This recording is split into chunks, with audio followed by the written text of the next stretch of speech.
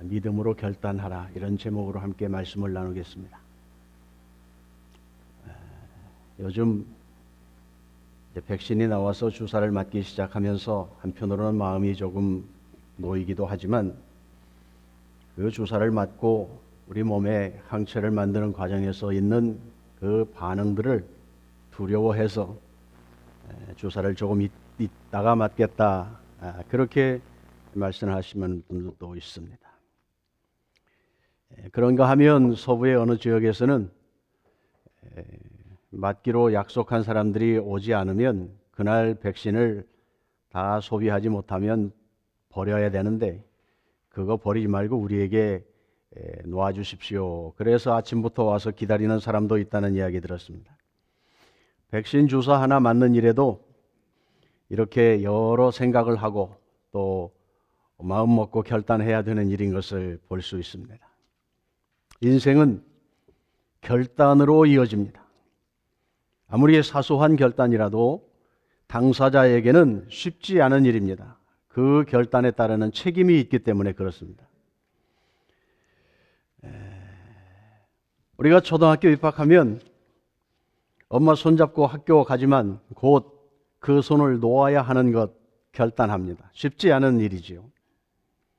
장성하여 군대에 들어가고 배우자를 선택하고 또 직장을 정하여 그러한 책임 있는 일들을 해 나가는 과정에 우리는 마음을 다잡고 스스로 결단하고 하는 과정들을 겪는 것을 알 수 있습니다. 또 특별히 고향을 떠나서 이 먼 곳에 와서 사는 우리들에게는 아마 중대한 결정을 하는데 많은 시간을 할애했을 것이고 또 크게 맘먹고 비행기를 탔을 것입니다.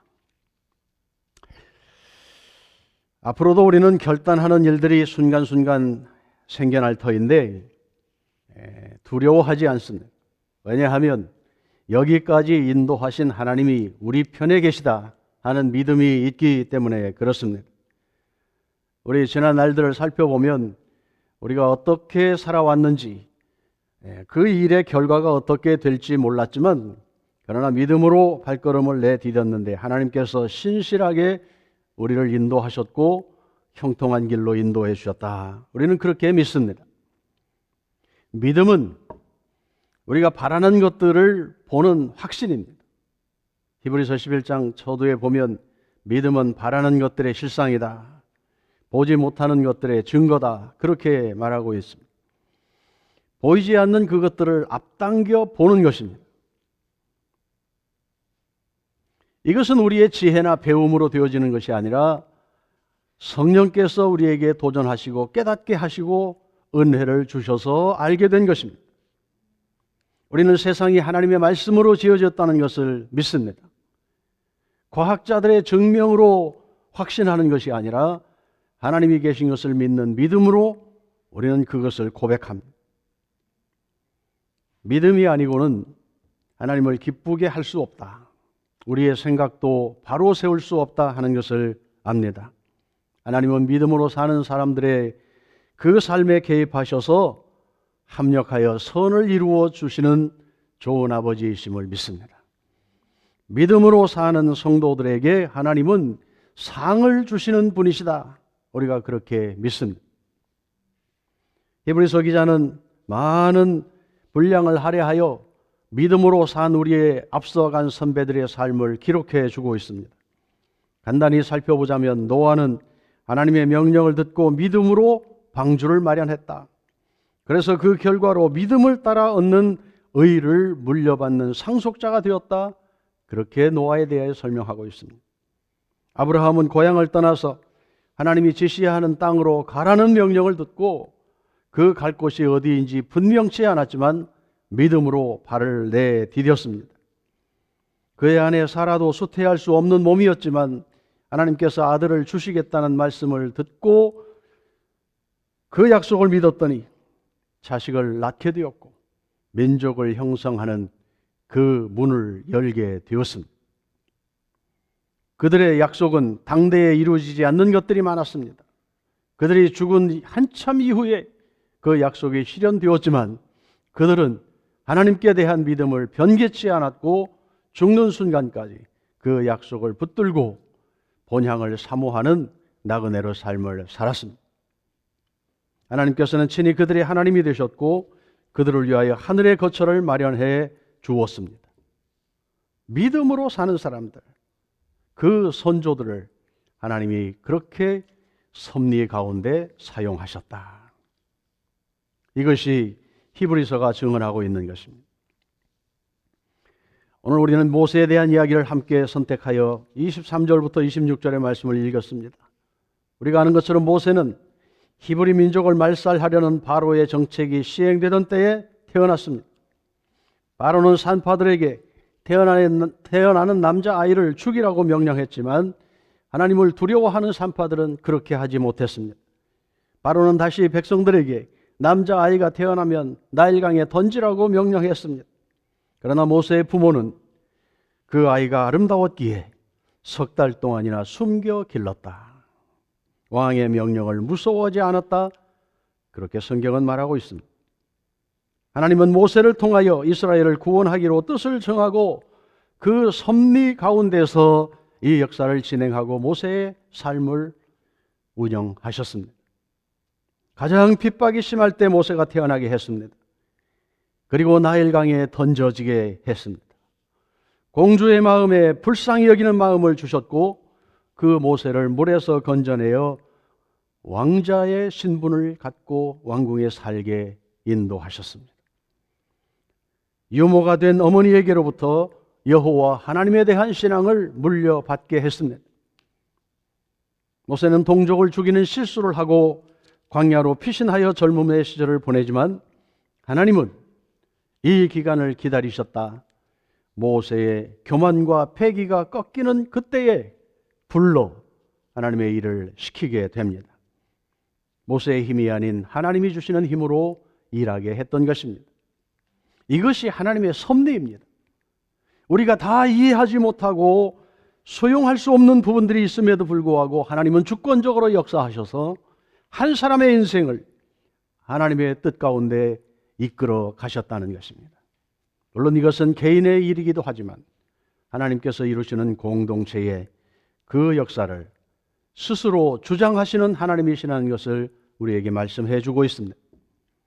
히브리서는 모세가 공주의 아들이라 불림을 거절했다. 24절의 말씀을 그렇게 기록하고 있습니다. 25절에서는 왕궁에서 죄악의 낙을 누리는 것보다 하나님의 고난을 택했다. 26절에서는 애굽의 모든 보화보다 하나님의 상을 바라보는 결단을 했다.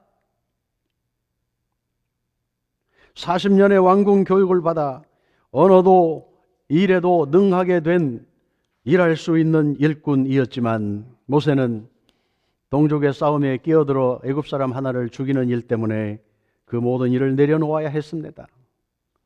광야로 피신해서 40년을 살았습니다.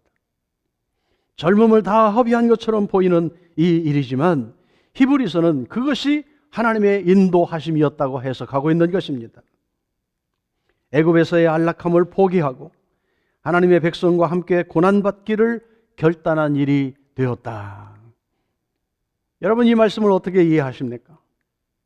모세의 입장에서는 그 다급한 문제를 해결하기 위하여 광야로 피신하여 도망쳤는데 그곳에서 다른 할 일이 없어서 짐승을 기르며 허송세월하는 것 같은 젊음의 시간을 보냈는데 성경은 마치 그가 스스로 선택하여 하나님의 일을 선택한 것처럼 하나님의 인도하심을 선택한 것처럼 하나님의 백성과 함께 고난받기를 결단하려고 애굽에서의 그 왕궁 생활의 편리함을 포기하고 내려놓은 것처럼 기록하고 있는 것입니다.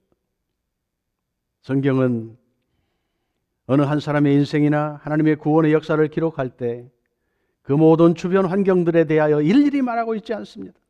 그가 어떻게 하나님 앞에 헌신하였는지, 하나님은 그를 통하여 어떻게 구원의 역사를 이루었는지를 보기 때문에 그렇습니다. 모세는 그리스도 이전의 사람입니다. 그런데 성경은 그가 선택한 이 일이 이집트의 재물보다 더 값진 선택을 했다고 하는 그 희생과 선택이 그리스도를 위한 고난이 되었다, 그렇게 해석하고 있는 것입니다. 예수 그리스도를 중심으로 하여 구원의 역사를 기록하고 있는 히브리서이기 까닭에 그 훨씬 이전의 역사를 기록하면서도 모세의 그 선택은 그리스도를 통하여 구원을 이루시는 하나님의 역사를 이루기 위한 선택이며 고난이었다고 해석하고 있는 것입니다. 믿음으로 산다는 것은 이러한 것입니다.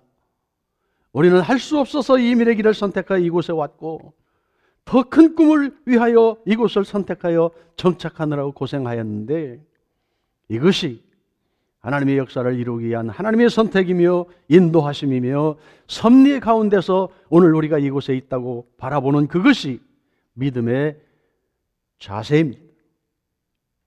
모세 스스로가 자기 인생을 결정한 것이 아니었지만 하나님의 손이 그와 함께 하였고 그러기에 성경은 모세가 믿음으로 살았다. 이렇게 히브리서 11장에서 그의 일을 기록하고 있는 것입니다. 히브리서는 교회 초창기에 고난당하는 성도들에게 주시는 말씀입니다. 믿음을 지키기 위해서 목숨을 내어 놓아야 하는 그 절박한 상황에 있는 교인들에게 주시는 말씀입니다. 그렇다면 조금만 기다려라. 하나님이 형통한 길로 인도하실 것이다. 고난은 금방 끝날 것이다. 두려워하지 말아라. 하나님이 함께 하신다.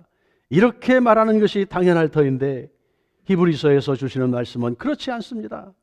너희 선조들이 이렇게 고난 가운데 하나님의 소망을 바라보고 살았다. 그들이 실패한 인생 가운데 하나님이 다시 세워주시는 주권적인 역사 가운데 믿음으로 승리하였다. 그러니 조금만 기다려라. 그 고난을 인내해라. 그리스도께서 죽기까지 십자가를 지신 것처럼 마음을 강하게 하고 담대하게 하고 믿음의 주요 온전케 하시는 예수를 바라보아라. 이 메시지. 오늘 저와 여러분에게 성령께서 주시는 음성을 듣기 원할 때에 우리의 문제, 우리의 기도 제목 그것을 빨리 이루어 주시고 위로하시고 함께 해주시고 신바람 나게 살게 하시는 격려의 말씀도 필요하지만 때로는 우리의 그 즐겁 같은 두려움과 아픔 속에서 하나님만 바라보고 소망을 갖게 하는 그 위로에 정말 하나님이 주시는 것만 바라볼 수밖에 없는 그 상황에서 주시는 말씀을 때로는 붙들 수 있어야 합니다.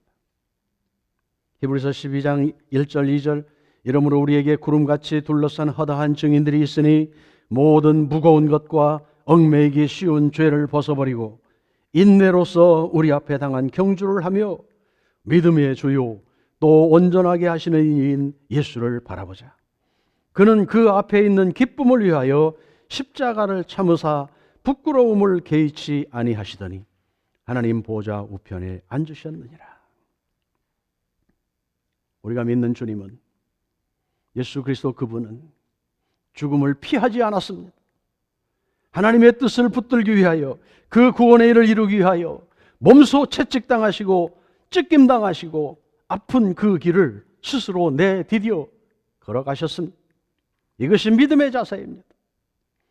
오늘 교회가 생명력을 잃었다고 말하는 것은 하나님의 은혜 가운데 편안한 삶, 넓은 길, 형통한 길, 건강한 것만 찾다가 정작 우리 앞에 닥치는 죽음과 같은 어려움이 있을 그때에 내가 죽어 희생하여 하나님의 뜻을 이루어야 하는 그때에는 모두가 다 침묵하고 누군가 하겠지.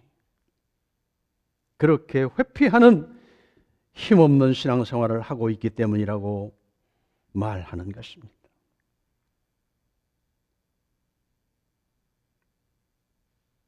죄인들을 위해서 예수님은 자기의 몸을 내어주셨습니다. 아버지의 뜻을 따르기 위함입니다. 그리고 자신을 따르는 제자들에게도 자기를 부인하고 따라오라고 가르쳤습니다. 예수 믿는 것은 그러므로 내가 형통하기 위하여 주님의 은혜를 사모하는 부분도 있지만 그것보다 더 주님의 뜻이 나를 통하여 이루어지기를 원하는 거룩한 헌신이 우리에게 있을 때 하나님께서 우리를 사용하시는 것을 믿습니다. 우리가 하나님의 섭리 가운데 그 손에 들려 있으면 하나님 우리가 어떠한 처지에 있든지 합력하여 선을 이루십니다.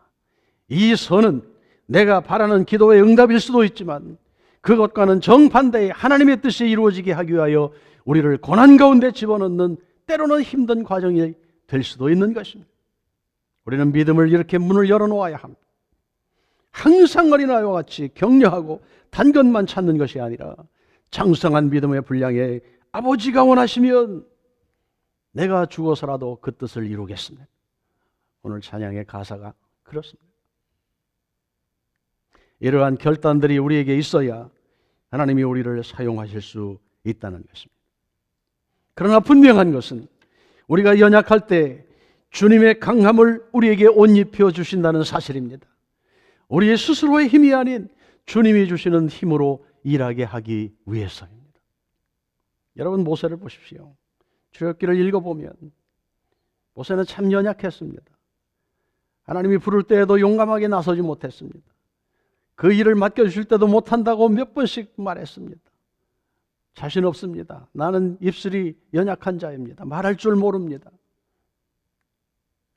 하나님이 주시는 힘으로 일을 감당하도록 격려하고 위로하고 형을 붙여주고 말할 것을 들려주시고 경험하게 하시고 하나님의 힘 가운데 일하도록 하셨던 것, 우리가 함께 기억할 수 있으면 좋겠습니다. 우리가 가난할 그때에 주님의 부요하심을 의지할 수 있도록 하십니다. 우리가 먹고 사는 것 같으나 하나님 우리를 먼저 부르시고 세워주시고 무엇을 먹을까 입을까 염려하지 말아라. 그리하며 하나님 나라와 의를 위하여 살 수 있도록 우리를 초청하십니다. 그러기에 하나님을 기쁘게 하려는 믿음의 결단이 우리에게 있어야 하는 것입니다. 하나님의 백성과 함께 고난받기를 선택했다. 왕자의 특권을 내려놓았다. 모세의 이 결단은 더 값지고 보배로운 것을 선택하는 믿음의 결단이었습니다.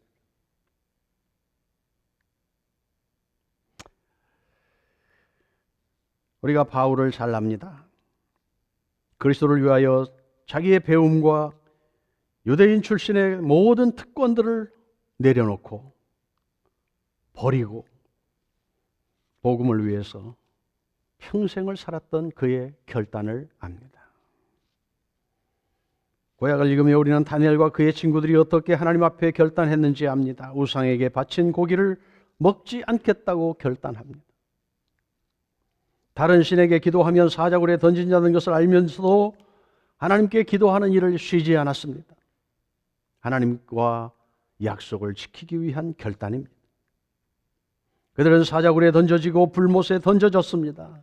그러나 하나님께서 그들을 다시 살려내셨습니다. 그들의 믿음의 결단 때문에 하나님은 그들을 사용하셔서 당대의 이방인들이 하나님이 어떠한 분인지를 알게 하고 그들도 다 다니엘이 섬기는 그 하나님 앞에 무릎 꿇고 섬길 수 있도록 역사를 운영해 가셨습니다. 이것이 하나님이 우리를 부르시고 복 주시는 이유입니다. 예수 그리스도를 주인으로 모시고 사는 우리들은 매 순간마다 그러므로 믿음으로 결단하는 일이 필요합니다. 쉬운 결단하기 쉽지요. 편한 길, 넓은 길, 누구라도 할 수 있는 일, 우리는 그렇게 걸어가기를 원합니다. 그러나 진정 우리가 믿음이 있다면 하나님이 원하시는 것이 무엇인지를 물어야 합니다. 믿음은 우리의 삶을 송두리째 하나님의 주권에 맡기는 일입니다. 나의 생명도, 나의 젊음도, 나의 내일의 시간도, 계획도 하나님이 주인이시라고 하는 것을 인정하는 그 자리에 나아가는 것이 믿음입니다. 믿어지는 것만, 할 수 있는 것만, 나의 힘이 닿는 것까지만 헌신하고 하나님을 인정한다고 하는 것은 아직 우리의 믿음이 완전하지 않습니다. 초대교회 믿음의 형제들이, 선배들이 그 복음을 위하여 죽는 것을 두려워하지 않았다면 우리에게도 그러한 각오와 결단이 과연 있는가?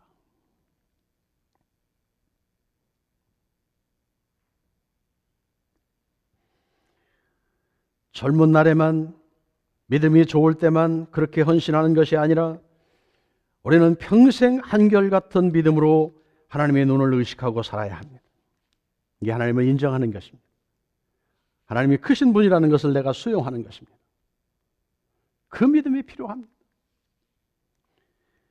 우리가 교회 생활 처음 시작할 때는 격려가 필요하고 아무것도 모르기 때문에 안내합니다. 참아주고 기다리고 이렇게 하는 것입니다. 마치 어린아이들이 한 걸음 걸음을 걷기 위해서 수없이 넘어지고 벽을 붙들고 일어나고 한 걸음 한 걸음 떼는 것 보며 기뻐하고 박수 쳐주고, 그러나 장성한 나이가 되어서 그렇게 한다면 그건 칭찬받을 일이 아니지요. 우리가 하나님에 대해서 깊이 알지 못할 때에는 때로는 실수하고 우리의 헌신의 정도가 약하고 나에게 달콤한 음식을 찾는 것처럼 하나님이 주시는 은혜에만 관심을 갖고 살아갈 때가 있습니다. 그게 필요합니다. 그러나 주님의 은혜를 경험하면 이제는 우리가 단단한 음식도 먹을 수 있어야 하고 나에 있는 모든 것을 주의 영광을 위하여 드리겠다는 각오도 때로는 필요하고, 우리 앞에 닥치는 두려움과 죄악들과 싸워 이기며 하나님을 기쁘게 하기 위한 삶이 때로는 결단되어야 합니다. 이게 우리의 신앙생활의 방향입니다. 넓고 쉬운 길보다 주님의 영광을 위하여 고난을 결단할 수 있어야 한다는 것입니다. 세상에 주는 즐거움, 거기에 마음을 빼앗기기보다 주님이 원하시는 것이 무엇인지 주의 영광을 위하여 내가 수고하겠다는 각오까지 갈 수 있어야 한다는 것입니다. 우리는 이곳에서 잠시 사는 나그네로 살아갑니다. 그러기에 장차 주어질 영원한 하나님의 나라, 그곳에서 우리에게 주어지는 상급을 바라봅니다. 이게 본향을 소망하는 자의 태도이지요. 사나 죽으나 우리는 주님의 것입니다. 여러분 그렇게 인정하시는지 모르겠어요. 내가 살아있을 때는 주님의 것인데 죽으면 모르겠다. 내가 부자가 되면 하나님의 백성인데 쫄딱 망해서 가난하게 되면 나는 돌아서겠다. 뭐 이런 태도를 갖고 사는 사람 없기를 바랍니다. 성경은 그러기에 먹든지 마시든지 무슨 일을 하든지 하나님의 영광을 위하여 하라, 그리 말씀하십니다. 이건 우리가 결단해야 할 일입니다. 조금도 손해보지 않으려고 하는 자세로 하나님 앞에 서는 것 죄송한 일이지요. 그런 마음 갖고 살면 옆에 사람도 우리 가까이 하지 않아요. 조금 손해볼 때도 있지요. 그러나 더불어 살아가면서 서로 인정하고 하나 되어 살아가고 내가 희생하여 또 다른 사람의 유익을 위하여 살아가는 자세가 있을 때 건강한 공동체가 세워지는 것 아니겠습니까? 하나님의 나라 마찬가지입니다. 하나님의 미리 썩어 죽을 때에 거기에 생명의 씨앗이 움트게 되는 것입니다. 소수의 사람이지만 그러나 주님 앞에 정말 부름받은 그 부름이 분명하여 그것을 붙들고 씨름하며 하나님의 영광을 위하여 살겠다고 작정하고 나의 오늘과 내일의 삶이 하나님의 손에 그렇게 붙들림 받으여 쓰임받기를 원하는 과감한 결단, 이게 참 우리의 삶에 필요합니다.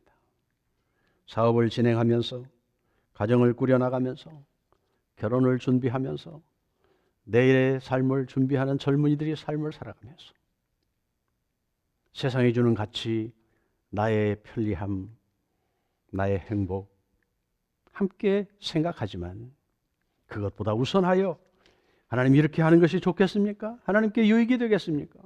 하나님 영광이 드러나겠습니까? 하나님 기뻐하시는 일이겠습니까? 점검하고 그 확신을 가지고 우리의 발걸음을 내딜 수 있게 되기를 원합니다. 믿음의 결단은 편안한 것은 아닙니다. 힘든 결단입니다. 하나님을 인정하고 내가 포기 되어지는 과정이기 때문에 그렇습니다. 그러나 그 일의 결과는 크신 하나님을 다시 경험하게 하고 그 품에서 기뻐하며 영원을 누리게 하는 하나님의 선물이 기다리고 있는 것입니다. 저와 여러분이 평생을 그렇게 믿음으로 살아갈 것입니다.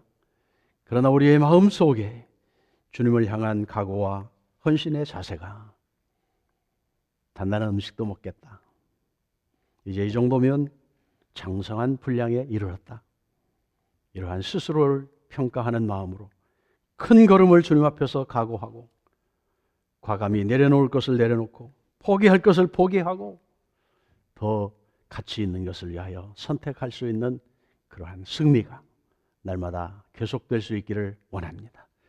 주께서 이러한 일들을 위하여 새 힘을 우리 모두에게 주실 수 있기를 원합니다.